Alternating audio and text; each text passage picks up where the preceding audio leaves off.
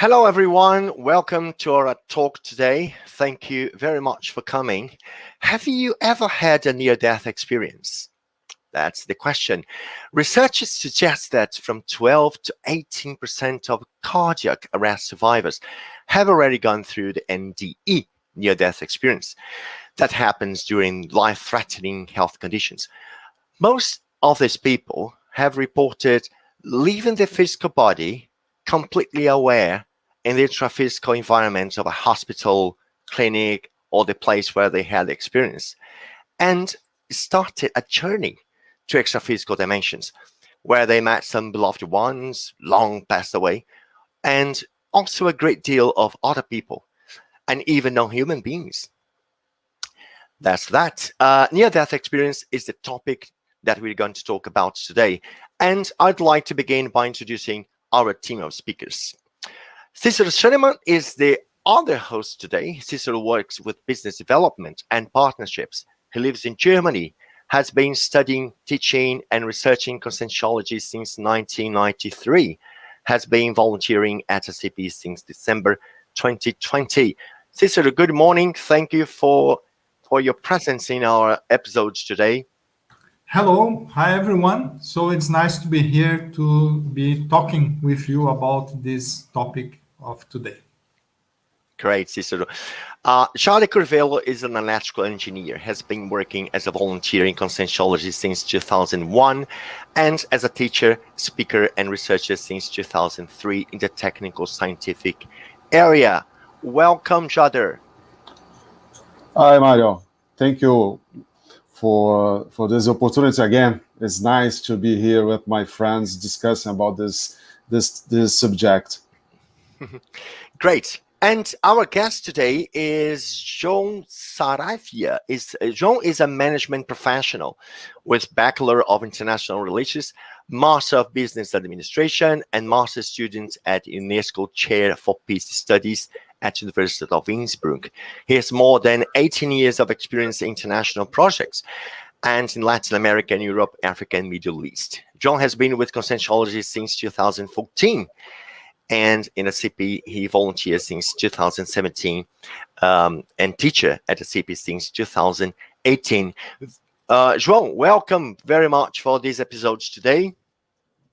Thank you, Mario. It's very, very interesting, and I feel very privileged to participate on these first events of ASSIPI in English and expanding this knowledge to more people around the planet. So thank you for inviting me to participate on this. The pleasure is ours. The principle of this belief is something that we always say in the beginning of any of our activities. So don't believe in anything, not even in what we say here in our debates today. Experiment. Have your own personal experiences. It's important to say that our studies are entirely based on the new science Conscientiology. Conscientiology is the science that studies the consciousness as a whole, with all its bodies, existence, experience, times, and place of life, in an integral, projective, and self-conscious approach in relation to various existential dimensions. Consciousness is me, you. It's also all people in human life and all self-conscious beings of dimensions outside human life. Consciential paradigm is focused on bioenergies, multidimensional, and pluri-existential scopes, self-research, cosmoethics, universalism, and holosoma. That's Jader. Our institution, ASSIPI, is one of the 24 existing consciential-centric institutions, right? Each of them specialized in one particular kind of study and research. So, yeah, I'd like to talk a little bit about ASSIPI. That is the institution we are presenting this event. And ASSIPI is an institution that has the focus on the study, research, and development of parapsychism in a more practical use of parapsychism. And what is parapsychism? So the subject that we deal in this institution. Parapsychism is a set of possibilities like perceptions or also actions that we can have that goes in addition to our physical body. So we can then consider extra physical or out of body experiences or perception of bioenergy. So there are a set of possibilities, including parapsychic phenomena. So there is a whole set of possibilities of studies that is part of our set of studies in this institution that is ASSIPI. Very good, very good. That's that. And our project here at ASSIPI is ASSIPI English, right? Actually, this project seeks to promote the ideas, the research, and the leading edge relative truth of Conscientiology worldwide. The project is focused on the study, research, and the useful practice of parapsychism.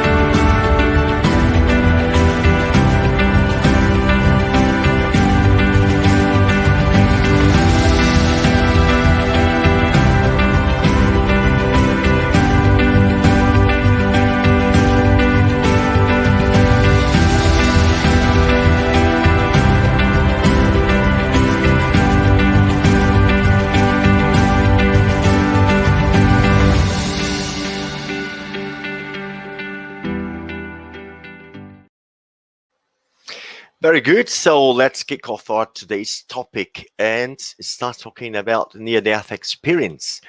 The most interesting thing, is when we see near-death experience being studied by famous scientists all over the world. It's a very well-known topic of study, and so on, right? And we see the first thing that I really think is very important for everyone to be aware of is the fact that for the first time, or through this kind of phenomena, science and scientists are experiencing the fact that the consciousness can live and think outside the physical body.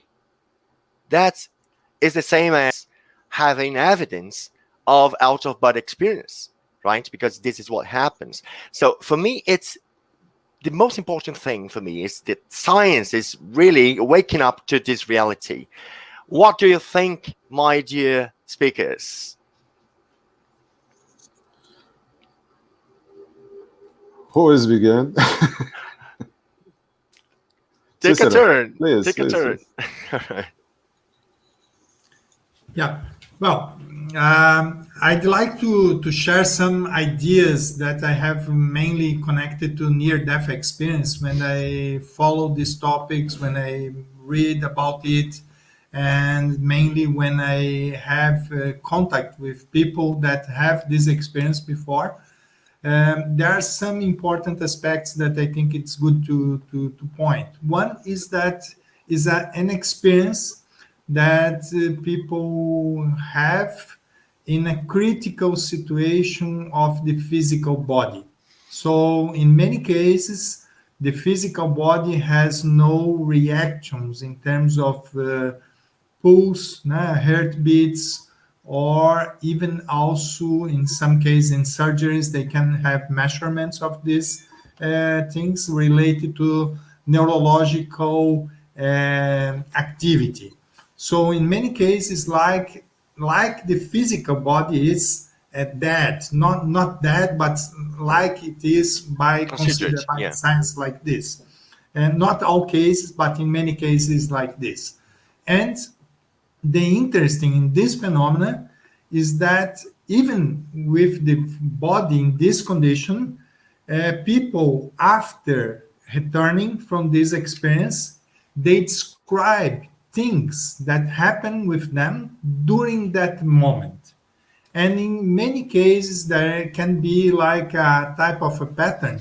There is different patterns already is being studied, but it's interesting that many people describe some things that are more or less common. Not all cases, but many cases, yes.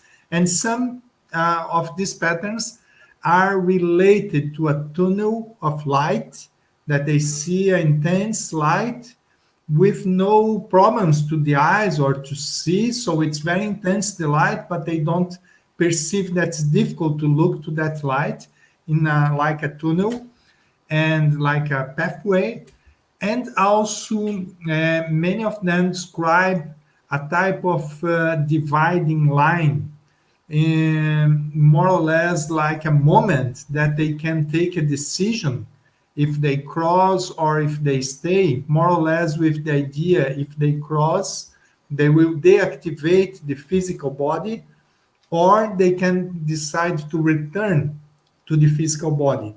In many cases, in this, when this happens, then they when they have this dividing line, many times they report that they come aware of a specific responsibility or task that they should give more attention or they need to do in their lives. So sometimes it's to take care of a child or some other things, some project that somebody is working. So can be different aspects, but sometimes something that really makes the person to take a decision and have a good idea to go in this direction. And also, it's very common that people describe encounter with relatives that have already died. Not always relatives, but in many cases there are. People recognize the grandfather or even the mother. Sometimes they describe that they have the directly contact, that person was interacting with them. So this type of experiment, as already mentioned, many times surprise many people in terms of they do not expect this, and some people depends on the personal beliefs or principles. They start to see the world, the life in a different perspective. They really start to perceive this multidimensional reality that we are not only the physical body. There is something else. And this, I think it's very important. Okay? These are Right. some aspects. I think there is a lot of things, a lot of Yes. relationships with the subjects that we can discuss during this talk today. Yeah, sure. You said some topics, like subtopics of the main thing that we are going to deepen, right, along the conversation today. Great, Cicero. Jada, João, take a turn. I think there's two important things on the subject. First, you are not a product from your brain. You are more. All experience prove this. And the second point, I think I make a note about this because it called my attention when I was reading some reports, medical reports, that the recycling promoted by people who have who have gone through the NDE, the near-death experience. Normally, the people that pass through this experience change their whole lives, change the way they think, as Cicero has commented in the beginning, because it's a good experience. It's traumatic. I think you cannot you don't pass through this, but you can promote this experience. There is other ways to do this, but it's important for those people, these experiences, because they can think about their lives. I don't know. I think it's the important thing is this experiences, the situation. Think about the existential lives using through the other way. I don't know. Yeah. What do you think? Yeah, if you consider that most of people, unfortunately, don't have an idea of the extra-physical dimension and the extra-physical realm, right, of activities of the consciousness, right, may get really surprised and sometimes astonished when they experience something like that, because they see themselves outside the body, first having an experience in the environment they were, right, but also going beyond that, or through the tunnel, as Cicero mentions, is one of the common features of the phenomena. They cross the tunnel and they find, the extra-physical dimension and meet people they haven't seen for a long time, and even people who have already passed away. So this must be very, very, very hard, if you don't believe in anything like this. That's the reason why it causes this. In English, there is a word for this, is upheaval, which is a very significant change. João, what do you have to add to this first approach to near-death experiences? Yeah, I think the main topics were already been said, but I would still add some things which really call my attention. The first of them is or maybe highlight some things that have already been said, is it is an out of the body experience.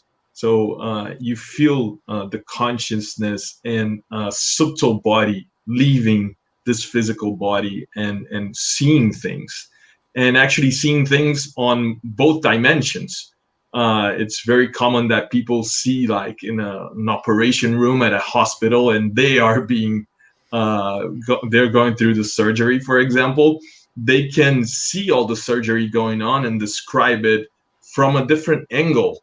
And actually, when they come back to the body and are conscious again, like we are right now, they can tell that story. And it's really difficult to explain to a person that they didn't go through that experience, and they're imagining things, because it's there, it's proven. Yes.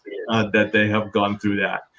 One other thing that I see is well, it is a very specific out of the body experience, and I agree it's usually related to some traumatic thing that they're living, or their body is really dying, their physical body is really being deactivated, and they feel this kind of a very unconditional love coming from everywhere. So it's a moment where they are really needing that unconditional love, that kindness, and sometimes there are people that are really lacking that in their lives.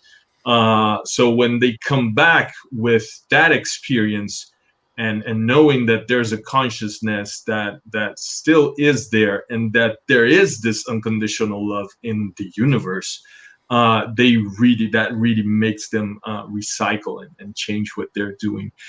And the third aspect that I would like to add is that well, the traditional science has a very difficult time in trying to explain these things, because it's all material for the traditional scientific paradigm, and then they lose a lot of time trying to understand, oh, so maybe this opens the possibility of the consciousness being somewhere but not in the body.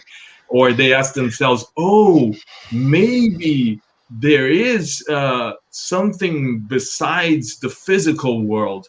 And they just waste a lot of time in that. And when you look at by the perspective of conscientiology already starts with this. So there is a life after death. So there is a extra physical thing. So we can actually really put the conversation about, okay, why did that person have the experience, and why was that experience important for them, and how they can use that into their lives in a better way after knowing that there's something that they have a task to fulfill. And so we expand much more the results of having gone through that experience. Very good. One thing that's really impressed me, or it still impresses me, after watching some videos to study the phenomenon for this presentation, but I've always been interested in this NDE, is the fact that you have thousands of videos of people who have already experienced this, and they are telling their experiences. One particular behavior that really surprises me is how natural these people have had the experience. Whether they believed in life after death, or whether they believed in the consciousness outside of the body, they talk about this. Oh yes, I left my body, I saw the doctors in the room, and I crossed the tunnel. Everything is very normal.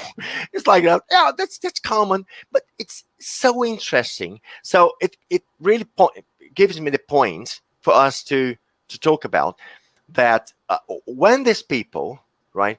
We don't know the prior knowledge they had about life after death, but even though they didn't have any, when they had experience, it looked to me like they gain another kind of consciousness, or it means that they might recover some knowledge in which all of that experience was normal, because nobody is afraid of this experience, or of seeing themselves outside of the body, or crossing a tunnel, or being with people outside. Everything sounds quite normal, and in the end of this experience, they don't want to come back to the body. Lots of people reporting the experience says, I didn't want to come back, because Jean said about love, they felt this great feeling of love, a very high well-being, feeling this, I don't want to come back to my body. So that's very interesting how they are in a physical, dimension, they leave the body, they gain this kind of consciousness, they extrapolate the knowledge, and they feel completely connected to that extraphysical dimension reality, and they want to come back. What do you have to say about it? Because for me, it's very interesting, Yeah, I like this idea to make reflections about this. So I don't think there is a final answer for it, but really one important aspect that I perceive is that our reality in terms of our history is also extra physical. So before coming to this life, we have previous experiences in a different environment. And our experiences in extra-physical dimension, we are free of the limitations of the body in terms of way of thinking, way of perceptions, and a lot of things that the physical body needs to survive and to live. So in extra-physical dimensions, many things happen faster. We have easier inner peace, or a state of serenity. So it's easier to be like this, not for everyone, but let's say many people have this previous experience before us coming. So I think many people, when they perceive this, they also have a type of rememoration of this condition that could be common for them. So maybe because this, they are not totally surprised when they are there. Maybe because they already have some knowledge of that type of experience in another moment. So when I say this another moment, could be, for example, before coming to this actual interphysical life. So I think there is a connection to an extraphysical dimension, extraphysical environments, and extraphysical way of communication and way of interacting with people. And especially in many of these near-death experiences, there is the hypothesis that really there are some teams, extra-physical teams that we call, for example, helpers or people that are technical with knowledge to help others in this condition. So it's very possible that in a near-death experience there are people or a team or at least one person with more lucidity, with an overview of what really is happening with that consciousness, what is the reality of that person, what are the needs of this person. So many times this person can also be presented in the experience. Sometimes maybe they are hidden, so they are in the background, but they are acting in the entire scenario of this phenomenon. So I think there is a lot of things to be studied and a lot of things that are really very interesting to understand how this mechanism work integrated with all variables that are involved. So it's not only one person, sometimes it's the entire group or more people that are interconnected with that person. And what else I could say about this feeling?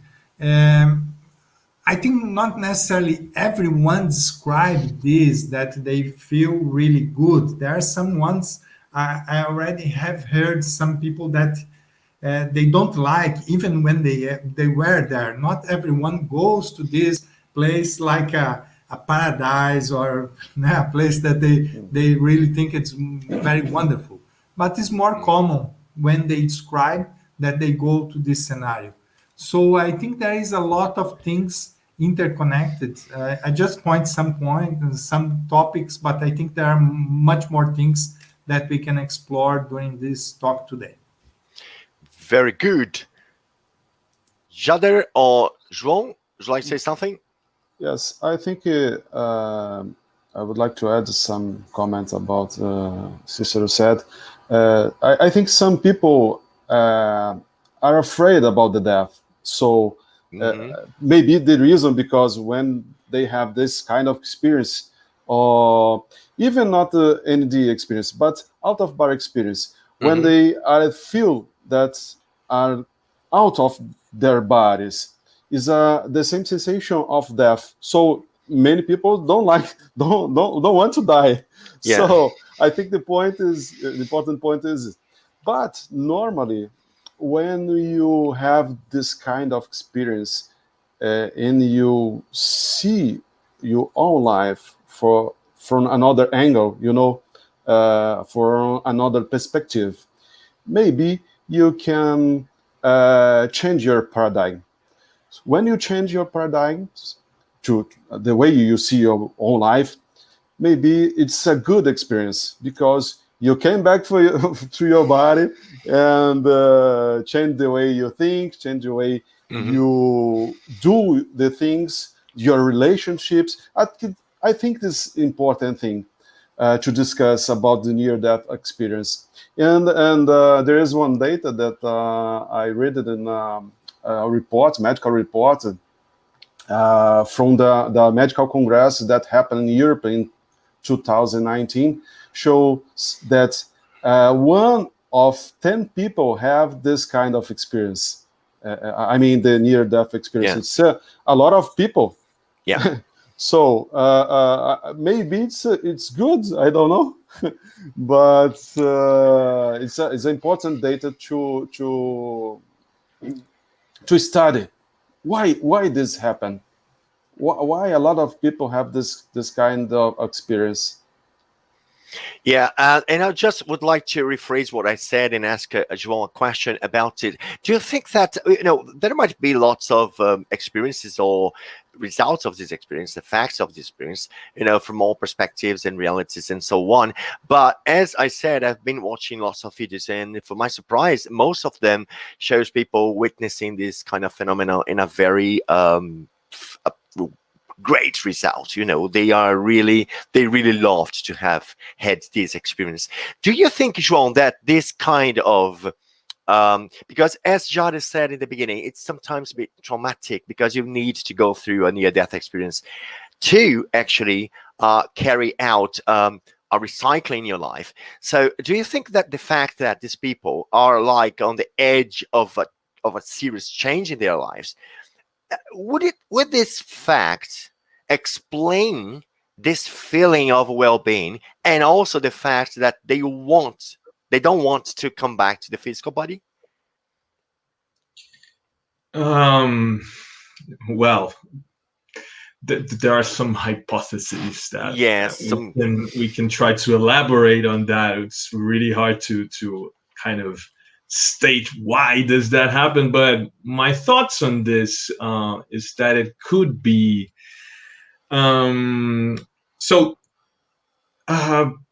I mean, I think there's a combination. There could be a combination there. I didn't see the statistics on the studies, but there could be a combination of people that have a potential and have developed a potential in this life of doing important assistential tasks to help other people, but they are not being able to see this, and because of their values, because of the way they are raised, they don't understand, and they're not using that potential in a very in the best way that they could for the group, for humanity, or for their group. So it kind of is, it's an experience that shakes them in a way that being presented to that unconditional love, they say, oh, I don't feel that in my regular life, but I have been presented to that state, to that feeling, and that exists. So how can I, what should I do in my life to be in touch with that sensation? Because I want to feel that again. I don't want to feel the things that I feel. Usually I don't like it. I want to feel that sensation. And it's a process. It's not, I think that it's not only because, well, you've returned to your body, now you change your life, but it gives you it's you really shaken to see things in a different way. And then when you start viewing the world with that different understanding, you kind of see the potentials that you have, and how you can change your values, and that will connect you to that type of feeling for longer time and bring it to your regular life in different moments. So I think that could be one of the things. And I saw one of the questions there is that in the chat is, do you have to go through a near-death experience to do that kind of change? And I definitely don't think so. I mean, I think it's a really traumatic way to do it, and in a way that people are shaken. But I think all of us go through different types of experiences, and I think that the most relevant one is an out of the body experience without having to be in a near-death experience. So when you really have an out of the body experience, and you can actually describe things the same way as a person that has gone through a near-death experience, you also have this kind of, oh, well, so even if I never thought about life after death or life before I was born, there's something here, and it's, as you say, people describe it in a very like common ways. Like, okay, I had cheese and bread in the breakfast with an orange juice. Then afterwards, I talked to Mario on the phone, and then I had an out of the body experience, and I saw this, this, and that. I talked to that person, and he confirmed that actually, yeah, he was doing that. So it's kind of, well, how do you tell that person that they haven't gone through that experience? And once that is so true to them, okay, so it's impossible not to change the way you see things. And if there's a perspective of having a life before you were born and after death, then well, then what am I doing in this life? So it can give you food for thought in that. That's right. So we may assume that near-death experience is a way of start a extrapolation that will take the person to a very serious and important recycling in their lives, right? Cicero, should I say something? Okay. Yes, I'd like us to just use the ideas that João was sharing with us regarding the disbelief principle, where we always say in Conscientiology, for example, that's very important for people to not believe in anything. The most important is really to have their own experiences. But I could say, we need to think what experiences we want. In this case of near-death experience, if we are studying the subject, we don't need to have exactly this experience to have the benefits or to have the understanding, like João was mentioning. So there are several techniques that we can use to improve, to develop our parapsychism, our multidimensional perceptions, our multidimensional interactions. And these all things are very useful for us to have awareness related to near-death experience. So it's not the same, but are similar things that we can do, we can practice, we can train, we can develop ourselves in this way. So these were some points. Yeah. Very good. Jader, there is a question from Douglas. Why do you think there is a strong urge of scientists to prove that NDE is a phenomenon that happens inside the brain when all the evidence suggests the opposite? I think the point is because the paradigm, the conventional paradigm, if you call this, you are limited between the time and space. And you talk about consciousness, you are not limited in your brain. I think the principal reason is that point.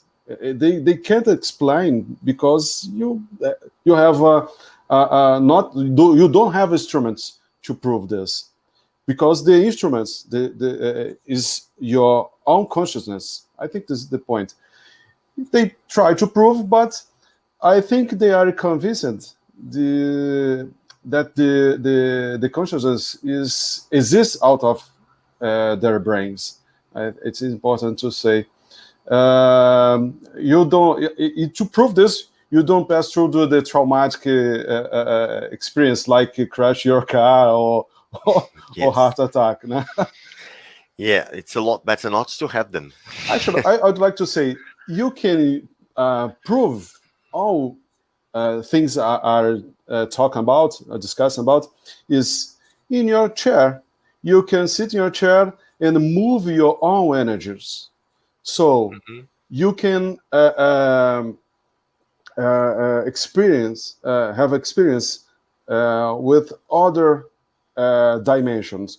When you move your energies, you can perceive some, I don't know, many things, ideas. You can have a clairvoyance. You can have the out of bar experience. So you don't need to press through the ND.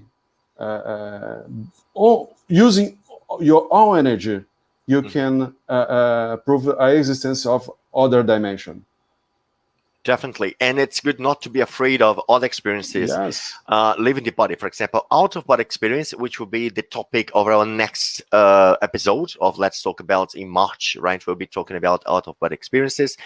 And also sleep paralysis, which is another thing that people is a lot afraid of. You know, when you see yourself unable to move, or you're outside of the body when you are coming back, when you are waking halfway through the night and you cannot move. This is another experience outside of the body that we'll be talking about, and it has to do a bit with these experiences that we might have outside the body. Leni Galdino, our friend Leni Galdino, very happy to see you here, Leni. She's got a question, which is, in your experience as a conscientiology teacher, have you received many students with this thematic and with changes they did on its own life? No. I myself say, have you? All right, go ahead.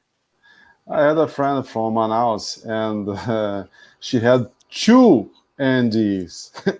I think she changed her life because it was she was a volunteer of Conscientiology, and I think she had another perspective of their life. I don't know how she is right now, but I think maybe the NDE promotes some changes in their life, in her life. I see. Okay. Well, And yeah, I could add on this. So just I think that what we see a lot in classes when we are teaching, or even when we are students in classes in conscientiology, is that people usually go on that week, on the previous week, on those days, they usually have experiences that are connected to the subject that they're going to see in class. So it's a way, like like a preparation. So you go through something that is relevant. You don't really understand it, and when you see the class, you say, "Oh, that's what happened to me yesterday." So I think that we don't see much students on near-death experiences on class because we're not teaching that subject. But I'm pretty sure that if we do, even the people that will be hooked on the topic to go there are people that have gone through that. So, but just to elaborate on that question, I think that yes, people usually have and not traumatic, very simple experiences on a very daily thing that connect to the subject of the class.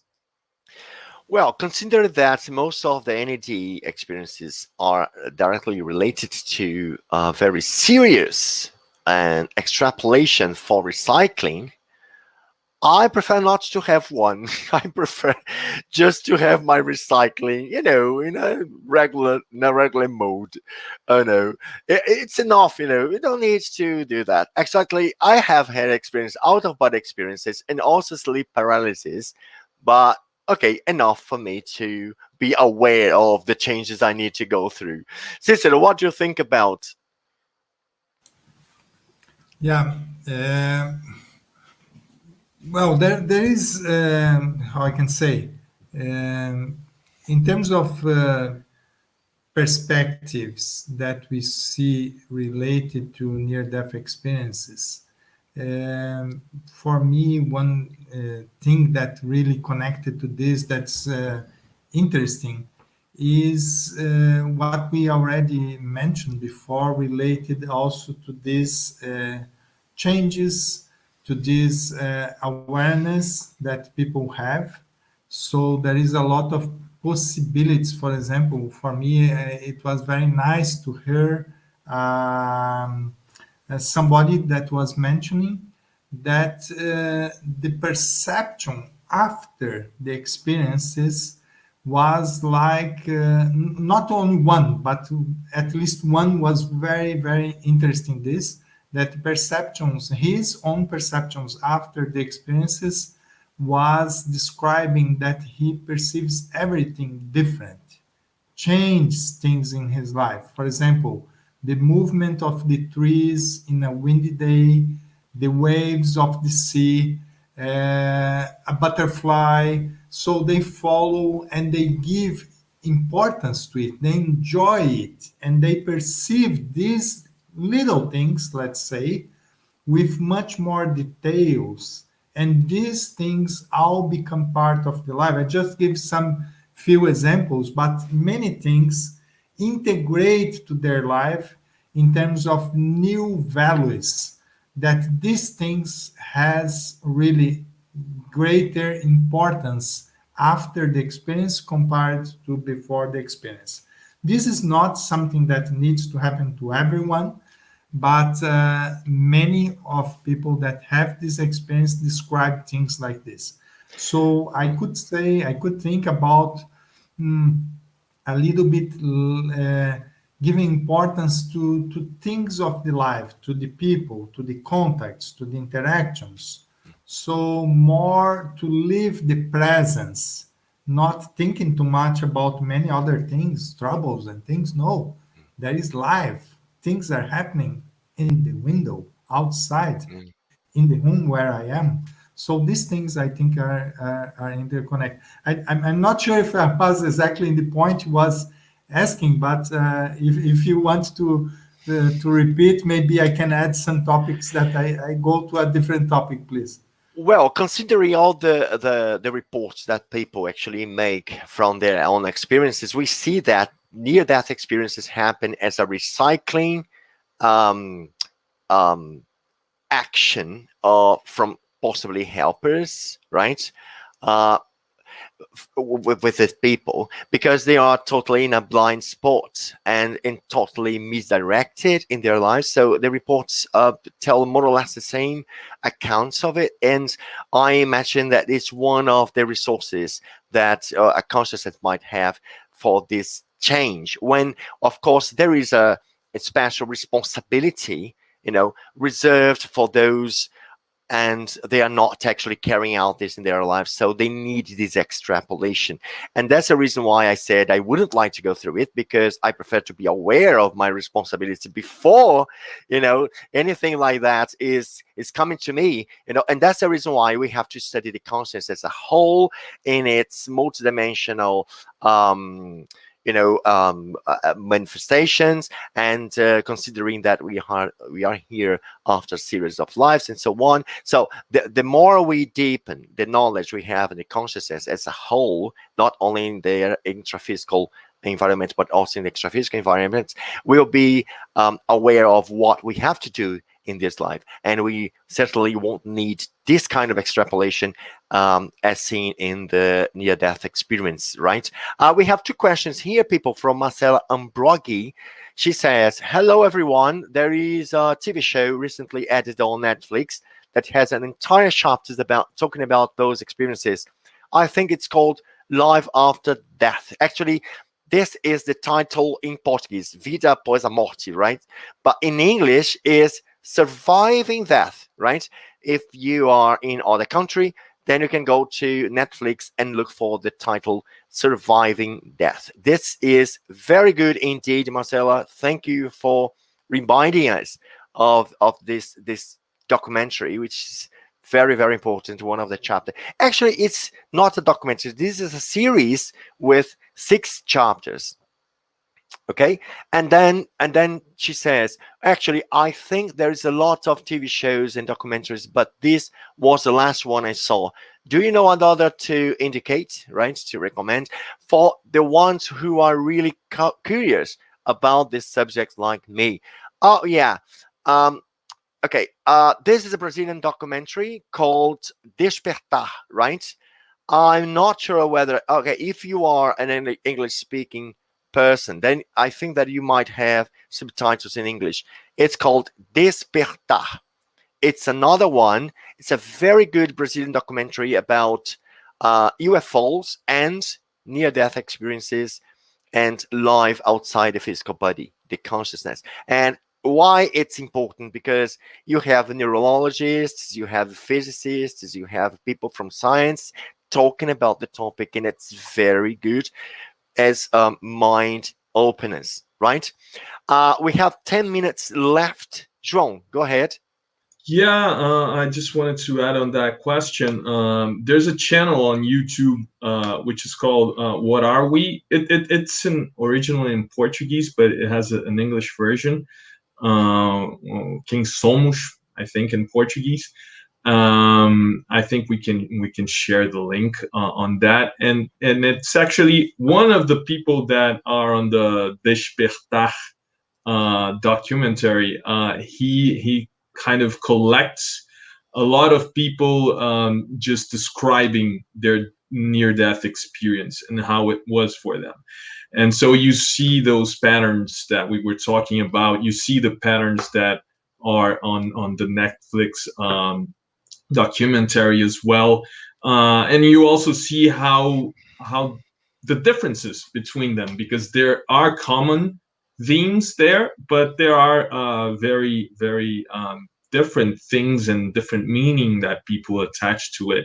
And actually there are some very negative ones as well, because usually I think in terms of statistics, it's always like, oh, that good feeling that people have and that nice experience that they don't even want to come back. But I saw a couple of them that were not really good, and people were desperate to come back. So yeah, I think it's, if you want to see more about the topic, I think that's a very interesting channel, because it has lots of different experiences. Great. Yeah. Also to add, I really think there is a lot of films and movies, series, and documentaries being explored with this subject. For example, in many of these doctor series, that there is a lot of them in the internet, many of them, sometimes they have a case that somebody has an out-of-body experience. For example, Saving Hope is one of them. I don't know exactly the episode, but there is, I think, two that there is somebody was walking in the hospital talking with other people and so on. So it was very clear that was a near-death experience. There is a recent movie from Disney that's Sue. I didn't watch it yet, but Good. I heard good comments about it related to near-death experience. And I think also very nice that nowadays there is a lot of groups of people that have the experience, and they are like in associations or groups of discussions and so on, and researchers. And there is in many countries there are these groups that studies of near-death experience, mainly for people that have the previous experience. One group that's connected to people, that integrates people to it. They have a YouTube channel. They have a website as well, but they have the YouTube channel. I think it's very nice. The name is IANS Videos. Altogether, IANS Videos. Right. And there are some playlists there that are very good. They had lots of videos. The playlist related to researchers, I think, have good like speeches or documentaries that could be nice also to watch. I really appreciate that channel. Okay, good. Very good. It's already in the chat. Thank you. Talita is helping us with this, so it's already posted for you the link. All right. Jader, we have one more question. Denny Vital, our friend Denny Vital, thanks for watching, Denny. Here we go. Why is fear of death still so prevalent in people's imagination? Do you think that pandemic helped or disturbed this? I think it's a very particular way to see this situation, because the pandemic bring to us many opportunities to think about ourselves, about our consciousness. So I think it's a good point. But normally the people they are afraid to die. Nobody wants to die early. I think is the independent of the pandemic or other things. I think is we must think about this. But you don't need to pass through the near-death experience, as I say on the beginning. You can use your energy to experience many phenomena or parapsychic phenomena, and included out-of-body experience. Yes, and make recycling in a less dramatic way. Yeah. Yes. Very nice. Unfortunately, we've got just 5 minutes left to wrap up our show. I'd like you to go for the final considerations. John. Yeah, so final considerations. First one, a big thank you to you, Mario, and to the other hosts for inviting me and being able to participate on this I don't know, knowledge sharing that might be useful to many people. It is always very useful to me.